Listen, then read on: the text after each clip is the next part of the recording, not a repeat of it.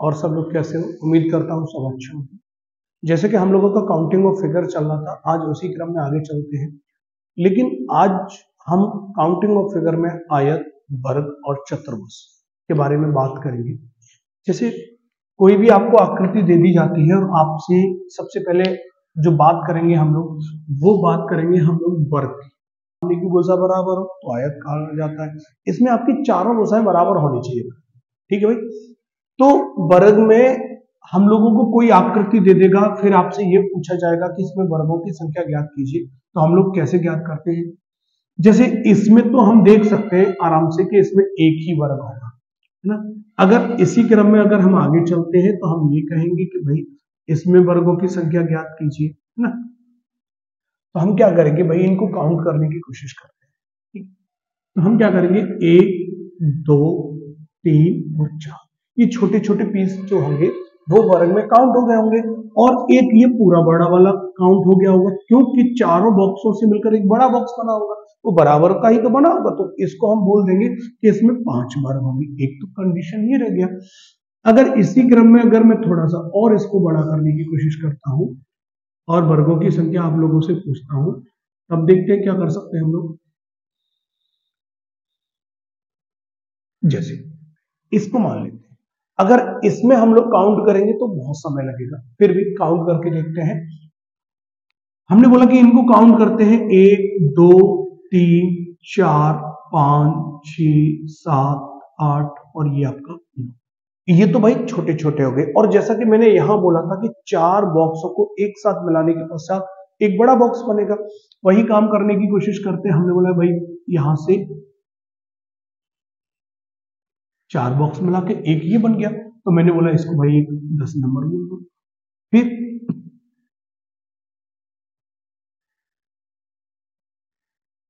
11 हो जाता है। ठीक है, आगे क्रम में करते हैं।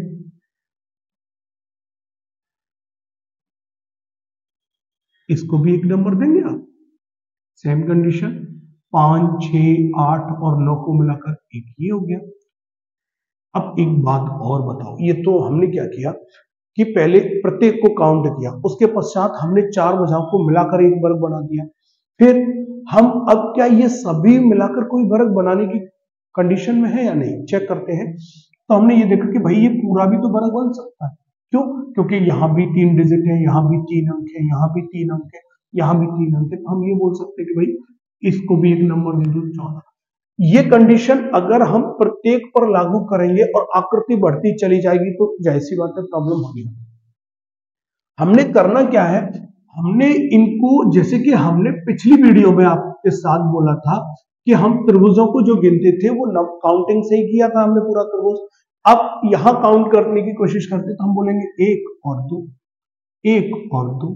अगर हम इन दोनों का आपस में गुणा कर देंगे तो 4 हो जाएगा, और जो शेष रह गया उसको प्लस कर देते हैं, वही हो गया 5।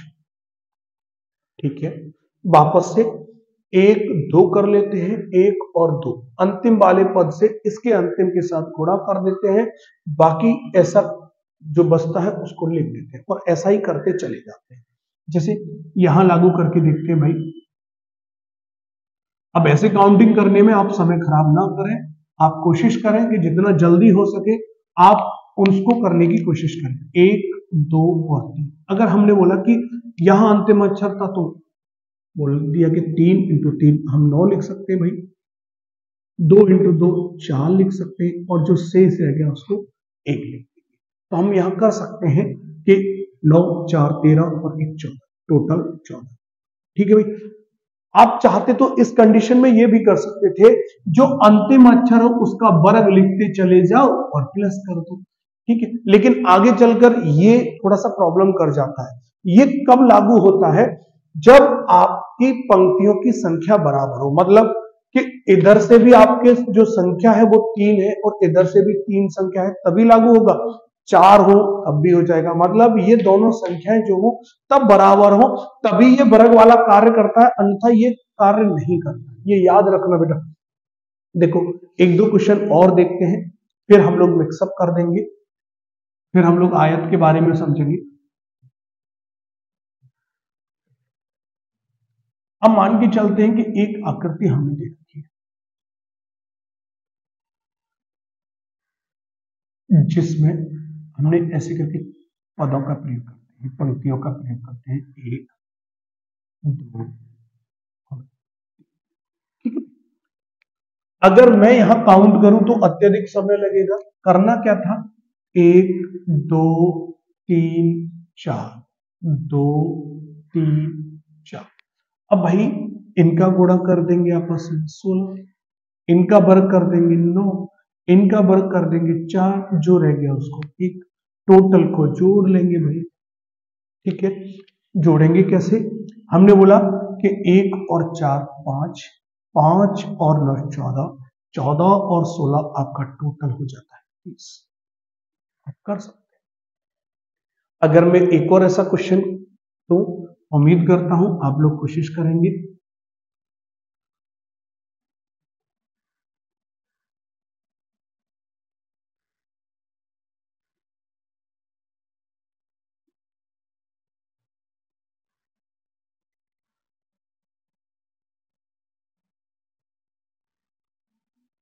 एक 2 3 4 5, 2 3 4 5। आप लोग कोशिश करके देख सकते हैं। इसको करना कुछ नहीं है, लेकिन ये याद रखना कि ये जो ट्रिक आप यूज कर रहे हैं वो वर्ग वाली, वो लागू कब होगी, जब ये मान बराबर होता है तभी लागू होगी, अन्यथा ये वर्ग वाला कार्य नहीं करेगा। और आप दोनों कंडीशन से कर सकते थे। हमने बोला इधर से गुणा कर दो, आप 25 लिख देंगे, यहां गुणा करके आप 16 कर देंगे, यहां 9 कर देंगे, यहां आप 4 कर देंगे, और ये जो बाकी रहा उसको लिख देंगे। अब हम लोगों ने टोटल किया, 16 तक हम पहले ऑलरेडी कर चुके हैं, 30 होता है, और आपका 25 टोटल हो जाता है 55। ठीक है भाई, उम्मीद करता हूं समझ में आ रहे होंगे। लेकिन अब हमारे दिमाग में एक बात चलती है कि सपोज करो कि कभी ऐसी घटना हो कि जिनके पदों की संख्या बराबर ना हो, तब हमें क्या करना है। चलो देखते हैं आगे हम लोग। ये हम वर्गों की संख्या भाई करा रहे हैं, ठीक है ना। जब हम आयत के बारे में बात करेंगे अब देखते हैं उनमें क्या कर सकते हैं। अब मान के चलते हैं हमने एक छोटा सा ही पद ले लिया, छोटी सी आकृति के बारे में भी बात कर सकते हैं हम लोग, और हमने यहां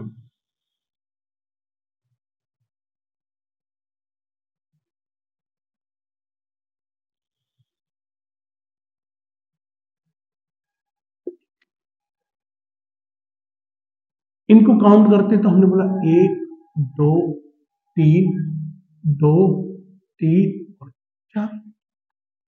इनमें अब वर्ग बताओ भाई। देखो यहां संख्या 3 है और यहां संख्या 4 है, ये आवश्यक नहीं है कि इधर 4 हो, इधर भी 4 हो सकता है, इधर भी 3 हो सकता है, कोई भी पद ज्यादा कम हो सकता है, कोई बड़ा इशू नहीं। तो हमें करना क्या था, जैसे हम पीछे करते आए थे, अगर यहां आप 4 का स्क्वायर करेंगे, 3 का स्क्वायर करेंगे, 2 का स्क्वायर करेंगे तो गलत हो जाएगा, क्योंकि भाई इधर 4 से स्टार्ट करेंगे और यहाँ 3 से करेंगे, 3 तक जाएंगे, या यहाँ 4 तक जाएंगे, कैसे भी समझ लो आप लोग। तो हमें यह करना क्या था कि हम लास्ट वाले अंतिम पद से अंतिम पद के साथ गुणा करते हैं, तो हम बोल देंगे 4 3 12, इनका 6, और जो शेष बचे उसको लिख देना। अब ये शेष वाली बात मैंने क्यों कहा, उसका रीजन ये है कि भाई शेष वाले का, क्योंकि एक ये वर्ग होगा और एक ये वर्ग होगा, ये दोनों मिलकर तो आयत बनाएंगे, तो इनको एक पर्टिकुलर हमने जो लास्ट पद बचता है उसी का हम मान रख देते हैं। ठीक है भाई, तो हमने यहां 2 लिख दिया। अगर हम इनको टोटल करते हैं तो 2 और 6 8, 8 और 12, आप लोग काउंट कर सकते हो, टोटल संख्या हो जाएगी 20। ठीक है भाई, एक और करते हैं। अब मान के चलते हैं कि संख्या, कुछ आकृति आपके सामने कुछ इस प्रकार की रख देते हैं, जिसमें हमने 1 2 रेखाएं खींची, 1 2 3 4। अब भाई मैंने यहां आपसे पूछ लिया भाई मेरे को ये बता दो यहाँ वर्ग कितने होंगे। ठीक है भाई, अब हम वर्ग की बात करते हैं तो हम एक सिंपल सा काम करते हैं, नंबरिंग करना है। नंबरिंग हम स्टार्ट करते हैं 1 2 3 4 5, 2 और 3। अगर हम प्रत्येक का मान निकालेंगे तो हम यही तो कहेंगे 5 10 15 तक काउंटिंग हो गया। फिर 4 पदों को ले लेकर हम उनका अलग अलग मान निकालेंगे, बहुत सारा समय लगेगा। हमें कुछ नहीं करना, हमने बोला कि इनका अंतिम से अंतिम पद को लिख दो भाई। तो 5 इंटू 3 में 15 लिख दू भाई। यहां 4 इंटू 2 8 लिख दू। आपके पास अंतिम पद क्या रहा 3, तो 3 भी लिख देता हूं भाई। इन सभी को जोड़ना है भाई, ठीक है। 8 और 3 11, 11 और 15 आपका 26 हो जाता है। ठीक है भाई, अब देखते, चलो देखो ये इधर काउंट हो गया, आगे भी देखते हैं भाई हम लोग।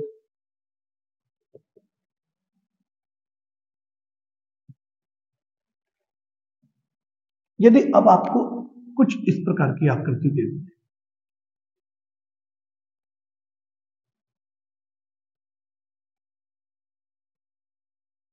आपसे पूछ लिया जाए अब भाई इसमें कितने वर्ग होंगे, तो हम 1 2 3 4 5 6 7 8 9 10 फिर 11 फिर 12 फिर 13 और 14 ऐसे करेंगे। लेकिन जैसे कि हम पीछे क्वेश्चनों में काउंटिंग के हिसाब से चलते हैं, 1 2 3 4 5, भाई 1 और 2 कर सकता हूं भाई मैं। अब मैंने इन अंतिम पदों का आपस में गुणा कर दिया, तो 5 दूनी 10, जो लास्ट में बाकी था भाई लिख देना है। टोटल कितना हो गया भाई। उम्मीद करता हूं कि आप लोगों की समझ में आ रहा होगा।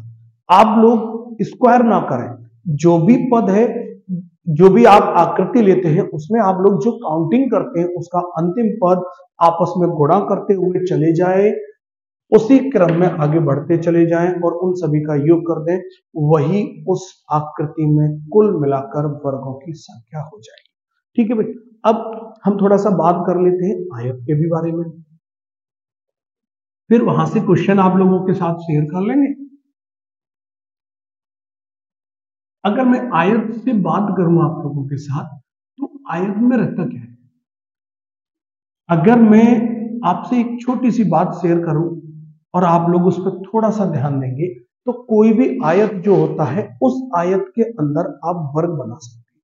ठीक है भाई, जैसे अगर हम ये बोल देते हैं कि एक आयताकार कोई भी मैदान है, ठीक है भाई, उसमें ये जैसे 20 बाई 50 का मान लेते हैं ना, ये 20 इसकी चौड़ाई हो गई और गहराई इसकी 50 हो गई, तो क्या इसमें हम वर्ग नहीं बना सकते। क्यों नहीं बना सकते भाई, 20 बाई 20 का बन तो जाएगा वर्ग। तो हम ये कह सकते हैं कि कोई भी आयत होता है उसमें हम वर्ग बना सकते हैं। ठीक है, तो उसी क्रम में हमने बोल दिया कि आयत में वर्ग सम्मिलित होता है।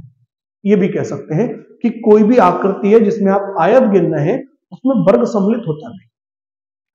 तो हम वही आकृति लेते हैं जो पहले कोशिश की थी, इसमें हमें वर्ग पता है कितने हैं। ठीक है, अब आपकी हेल्प के लिए मैं एक काम करता हूं, वर्ग, आयत और एक और चीज चतुर्भुज, ये भी काफी चलता भाई। और आपसे एक और बात पूछ लेगा, केवल आयत, केवल आयत। ठीक है भाई, अब वर्ग की बात की थी तो हमने वर्ग कैसे कंफर्म किया था भाई, वर्ग हमने किया था कि 1 और 2 और 1 और 2 इनका आपस में गुणा करके 4 और 1 इसको 5 कर दिया था भाई। 4 प्लस 1 बराबर 5 कर दिया था, इन दोनों का गुणा करके इसको लिख दिया था। ठीक है, अब जब अगर हम आयत की बात करें तब हमें क्या करना है भाई, हमने बोला कि काउंटिंग करो 1 और 2, 1 और 2। ठीक है भाई, अब इनका योग कितना हो गया, 1 और 2 मिलाकर हो जाता है 3, और यहाँ 1 और 2 मिलाकर कितना हो जाता है 3। 3 और 3 का आपस में गुणा कर देंगे तो हमारा हो जाएगा 9।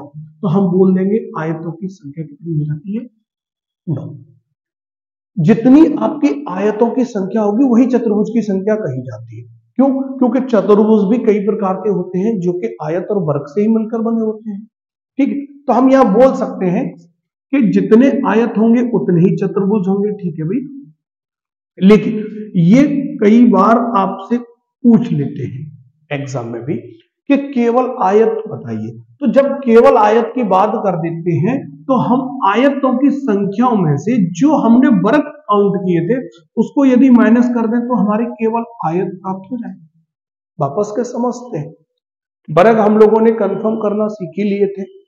आयत के लिए हमने क्या किया कि इधर 1 और 2 3 कर दिया, 1 और 2 3 कर दिया, फिर इनका गुणा करके हमें संख्या प्राप्त हो गई 9। हमने 9 लिख दिया। चतुर्भुज आयत के बराबर ही होता है इसलिए हमने इसको भी 9 लिख दिया। अब केवल आयत के बारे में पूछेगा तो आयत की संख्या जो भी थी उसमें से वर्ग को माइनस कर देते तो केवल आयत की संख्या निकल आती है। ठीक है भाई, देखते हैं एक और।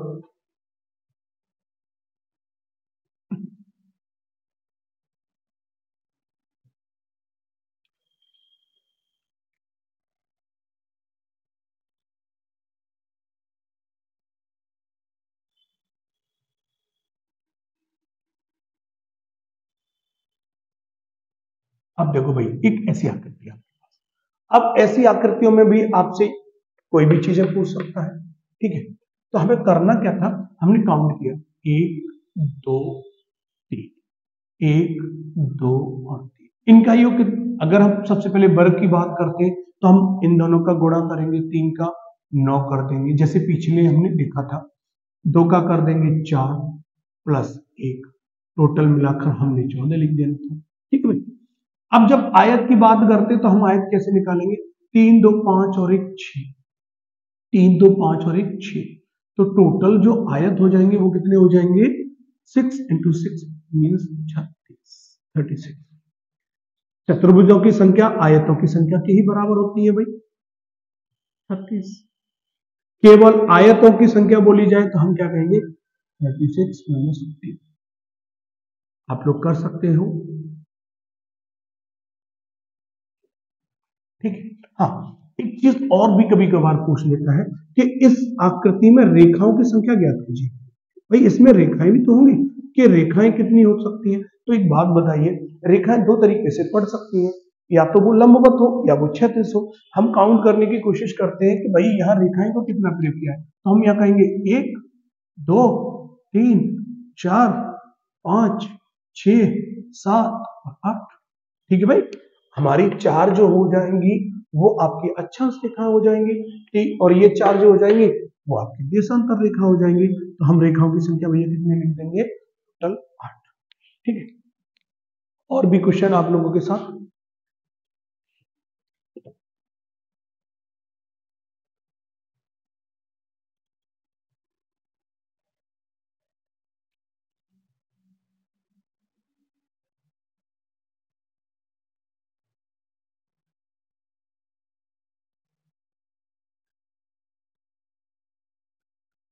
कोई भी आकृति हो बराबर हो तभी बात करते हैं हम लोग ना भाई। अब ये वाली आकृति ले लेते हैं, क्या ये बराबर है, हमने बोला 1 2 3 4, तो 2 3 4। अब अगर मैं आयतों की संख्या पूछता हूं तो मुझे करना क्या भाई, यहां से योग करना, 4 और 3 7 और 2 9 और 1 10 लिख देता हूं भाई। सेम कंडीशन 10 यहां हो जाएगा। इसमें आपके आयत की संख्या भैया कितनी हो जाएगी, कुल मिलाकर आपकी 100। ठीक है भाई, और अगर वर्ग की पूछ लेता तो, अगर वर्ग की पूछते हैं तो हम क्या करते, 4 का स्क्वायर करते 16। ठीक है, फिर आपका 3 का स्क्वायर करते 9, 2 का स्क्वायर करते 4, फिर 1, इन सभी को जोड़ के तभी तो बताते हम लोग, है ना भाई। तो इनको ही जोड़ के तभी तो हम वर्ग बताते हैं। अब वर्ग होंगे कितने वो देख लेते हैं। आपने 1 और 4 5 कर देना है, 5 और 9 आप 14 कर देंगे, 14 और 16 आप 30 कर देंगे। अब मैं यहाँ चतुर्भुज के बारे में भी बात करूं आप लोगों से कि चतुर्भुज कितने होते हैं, तो आप लोग बोल सकते हैं कि चतुर्भुज भी 100 होंगे। और अगर मैं ये बोलूं केवल आयत, भाई मेरे को बता दो कि केवल आयत कितने, तो हम यही तो कहेंगे 100 माइनस 3 बराबर 70। ठीक है, क्यों कि टोटल आयत में से अगर मैं वर्ग को माइनस कर दूंगा तो केवल आयत ही बचेंगे। अगर मैंने आपसे पूछ लिया भाई रेखाएं भी मेरे को बता दो कि रेखाएं कितनी हो सकती है, तो हम ये कहेंगे 1 2 3 4 5, 1 2 3 4 5। 5 इधर से 5 इधर से, टोटल रेखाओं की संख्या हो जाएगी 10। उम्मीद करता हूं आप लोगों को यह समझ में आ रहा होगा। हाँ, आपको सभी पदों को जोड़कर, ठीक है, आपस में गुणा कर देना है। और वर्ग में क्या करते हैं कि अंतिम पद से अंतिम पद के साथ गुणा कर देते हैं। अब यहां पर भी यदि संख्याएं बराबर ना हो भाई, तो जैसे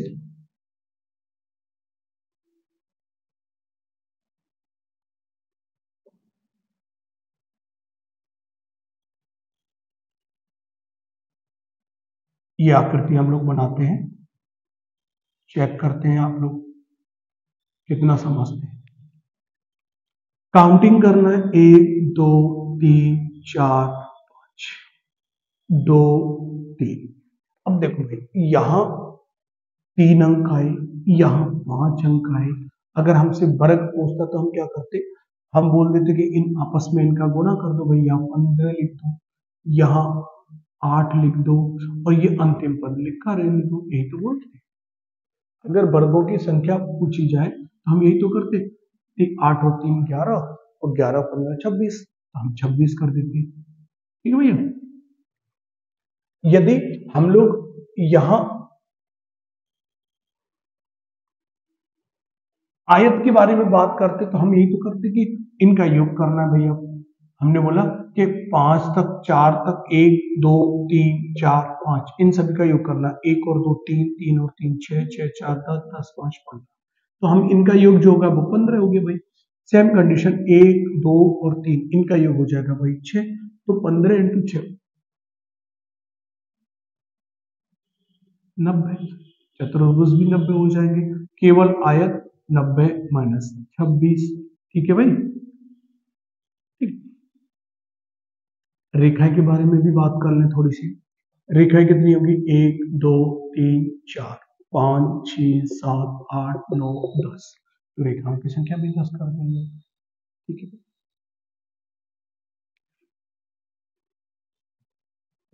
देखते हैं आगे भी। अब आकृति आपको कुछ भी दे दीजिए, कोई फर्क नहीं पड़ता भाई। कई बार जो टेस्ट में भी क्वेश्चन दिए गए, वैसे तो बहुत सारी आकृतियां बहुत ज्यादा शेयर करता रहता हूँ, कोशिश कर रहा हूं मैं कि मैं आपको कुछ अच्छा बता सकूं। अब हम लोगों के पास एक आकृति है जो एक सीढ़ी नुमा के आकार में है। जैसे हम मान के चलते हैं कि यदि आपसे मैं यहां बात करूं, अब मैं मिक्सअप कर देता हूं थोड़ा सा, आयत वर्ग कुछ भी पूछ सकता हूं।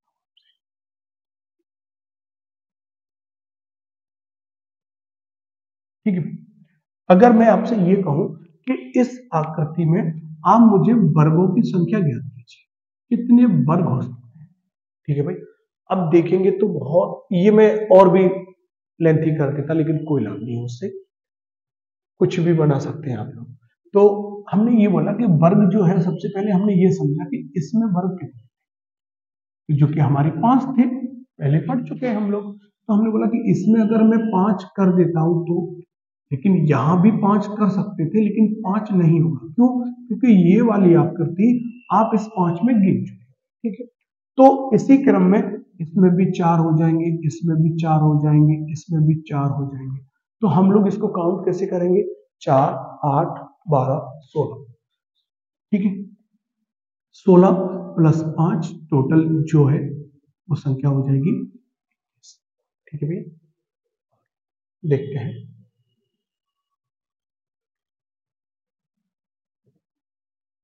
ठीक है, अगर मैं यहां आपसे वर्ग की संख्या पूछ लूं, भाई मेरे को ये बता दो वर्ग कितने, तो स्वाभाविक सी बात है कि यहां वर्ग काउंट करना बहुत ही मुश्किल हो जाएगा आपके लिए। लेकिन आप करेंगे कैसे, जैसे कि अगर मैं इसको थोड़ा सा अलग लेके चलता हूं, पहले तो ये जाहिर सी बात है कि दो आकृतियां एक साथ ज्वाइंट हुई हैं, और हमें ये भी पता है कि ये जो आकृतियां हैं, ये वाली, ये आकृतियां अभी काउंट करके गए हैं हम लोग, इनकी वैल्यू है। तो इनकी वैल्यू है, हमें पता है कि इनकी वैल्यू है जो है 5 है। ठीक है भैया, इनकी वैल्यू है 5 है। 5 जब इसकी है, 5 इसकी है, तो 5 इसकी भी होगी और 5 इसकी भी होगी। तो मैं यहां 20 लिख दूं, 5 5 10 15 और 5 20।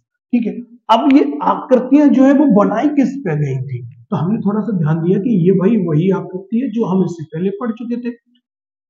ठीक है ना भाई। तो हमने यहाँ पर नंबरिंग करने की कोशिश की, हमने बोला 1 2 3 4, ठीक है, 2 3 और 4, ठीक है। अब जब 4 है तो ये वर्ग में ही है, तो हमने अंतिम पद 4 है, यहाँ पर भी 4 है, तो हमने बोल दिया 16, यहाँ बोल दिया हमने 9, यहाँ बोल दिया हमने 4 और यहाँ बोल दिया 1। अगर हम इनको टोटल करने की कोशिश करते हैं तो हम यही तो कहेंगे 1 और 4 5, 5 और 9 आपके 14, 14 और 16 आपके 30 हो जाते हैं ना, तो 30 हो जाते हैं, तो 30 और 20 टोटल हो जाएंगे आपके। तो इस आकृतियों में वर्ग जो है वो भाई 50 हो जाते हैं। अब मान के चलो अगर मैं इस आकृति में और भी कुछ बढ़ाना चाहूं, जैसे मैं इनको और बॉक्स से संबोधन करना चाहूं, क्या फर्क, 5 इसकी वैल्यू 5 इसकी वैल्यू, एक काम करते हैं, एक क्वेश्चन और लगा के देख लेते हैं।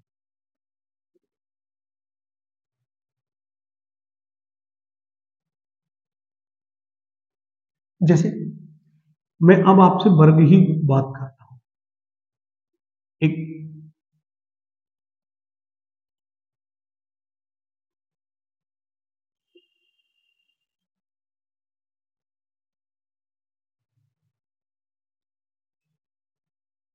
ठीक है, इसमें अगर मैं वर्गों की संख्या पूछूं तो हम ये कहेंगे भाई 5 इसमें हो गए, 5 इसमें हो गए और 5 ही आपके अंतिम वाले में हो जाएंगे, ठीक है भैया। तो 5 इस वाली आकृति में हो गए, 5 इस वाली आकृति में हो गए और 5 ही आपके इस वाली आकृति में हो गए। टोटल जो वर्ग हो गए भाई, वो वर्गों की संख्या कितनी हो गई, आपकी हो गई भाई 15, ठीक है भैया। अब यदि मैं आपसे ये कह दूं कि इन वर्गों को कितना भी कुछ भी कर लो, आपको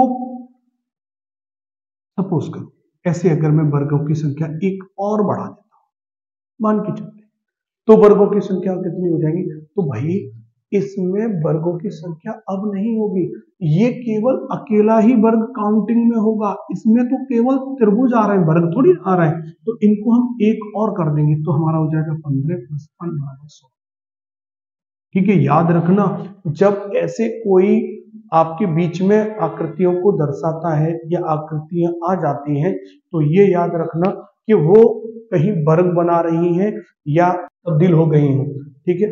तो हम यहाँ काउंट कर सकते हैं, टोटल संख्या हो जाएगी 16, ठीक है भाई। और भी देख लेते हैं हम लोग।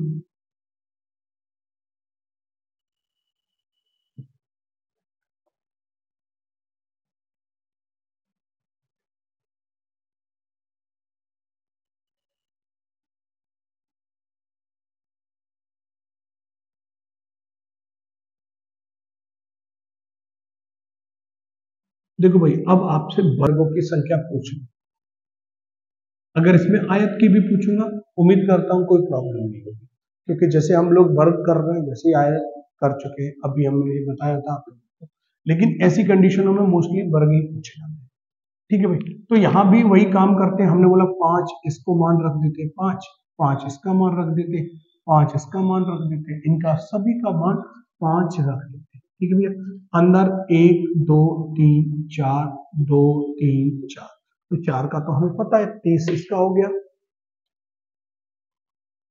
प्लस 5 10 15 20 25 और 30, तो टोटल वर्गों की संख्या कितनी हो जाएगी भैया, 7। एक क्वेश्चन और देखते हैं।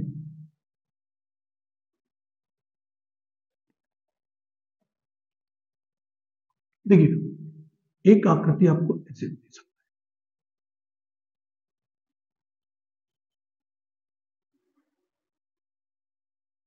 देखिए इन आज की वीडियो में केवल हम लोग आकृतियों में वर्ग ही बात कर रहे हैं, नेक्स्ट वीडियो में हम लोग आयत के बारे में बात करेंगे, जिसमें हम आयतों की संख्या पूछेंगे। अब भाई ऐसे भी दे सकता है, एक भुजा साइड, एक साइड ना दे, वो वाली साइड दे दे, कोई फर्क नहीं पड़ता, आप लोगों को बस ये याद रखना है। और यहां मैं अगर आपसे ये कह दूं भाई वर्गों की संख्या ज्ञात कीजिए, ये बताओ मेरे को करना क्या है, हमें काउंटिंग ही करना है भाई। हमने बोला 1 2 3 1 और 2, इनका आपस में गुणा कर देंगे, टोटल हो जाएगा 6 और 2 प्लस 2, तो यहां वर्गों की संख्या भाई कितनी हो जाएगी, 8 हो जाएगी, ठीक है भाई। वर्गों की संख्या कितनी हो जाएगी, 8। अब एक चीज और, इन आकृतियों को या जो आकृति इसने बनाई है इनका यूज क्या, भाई ये वर्ग थोड़ी ना बना रही है, ये आकृति तो आपका त्रिभुज को दर्शा रही है। तो इसलिए इन कंडीशनों में आपको केवल वर्गों की संख्या याद करनी है। तो आप लोग काउंट करके जैसे करते आ रहे थे वही कर लेना है और ये देख लेना है कि ये आकृति जो आगे चल रही है वो आपका वर्ग नहीं त्रिभुज बना रही है। ठीक है भाई, तो उम्मीद करता हूं आपको आज की वीडियो अच्छी लगी होगी। अगली वीडियो में हम लोग केवल आयत के बारे में बात करेंगे। ठीक है, तो ऐसी वीडियो को देखते रहिए और मेरे साथ जुड़े रहिए। तब तक के लिए जय हिंद, जय भारत।